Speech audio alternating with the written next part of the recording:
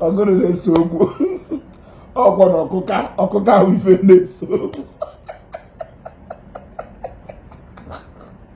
So no, ebe ahụ mmiri sịrị Madam Obejoy onye na-akpọ Pastor Paul Enenche Adeboye onye depo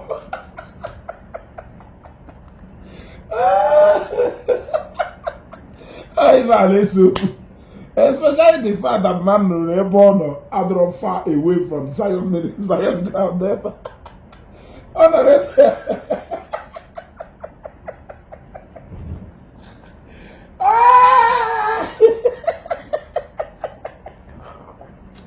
anyị Chineke anyukwu adọrọ mma, anyukwu na-ekwuru nwunye na-egbu ndị Igbo. This is a man you should be learning from. This is a man, for God's sake, you should be learning from. The same way Father Mbaka ji wee sị ya, Ebuka, you are anointed.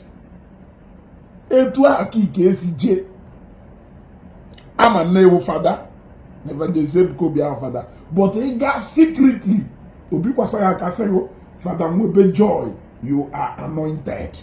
You gotta go. Only for the etu ahụ Mbaka si wee anointed. No man na mekarịa Mbaka. No one no anoint kwal. There is chances and possibility n'ihi eme mekarịa ya.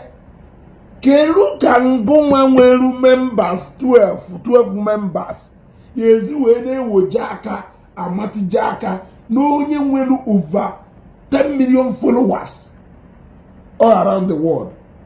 Over 10 million to 15 million followers around the world. Keki yesi ewojere such a person aka ono na agakwo too far. Father, with all due respect, withdraw now. Happen down, they don't love you. We know those people. They are willing to hide at the back of anybody. I can tell you that the one mama put chini in Evangelist Ebuka Obi, they will back the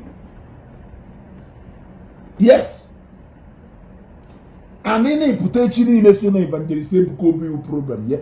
They are willing to support and provided the Ebuka Obi on the way. Yeah? Look at it, just look at it. Yeah? This is a man you should be learning from. Let us put pride aside.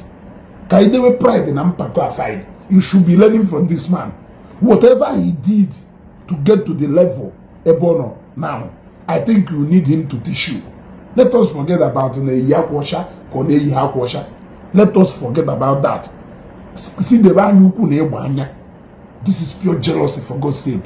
Just look at, with all the anointed, with all the things in the Kumake, still the Catholic, even among the Catholic Church, they did not deem it fit to flood this small place in Ebefa. Man, Evangelist Ebuka Obi to Akana, and I've been in a Jew.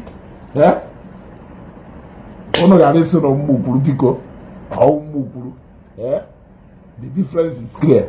Unbelievable, the difference is clear.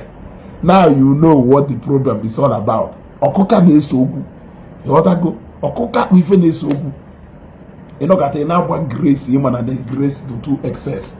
Just compare yourself. Compare yourself. Even Matthias self can say Father Nwebe when we members. Hallelujah. Hallelujah. Ijowa.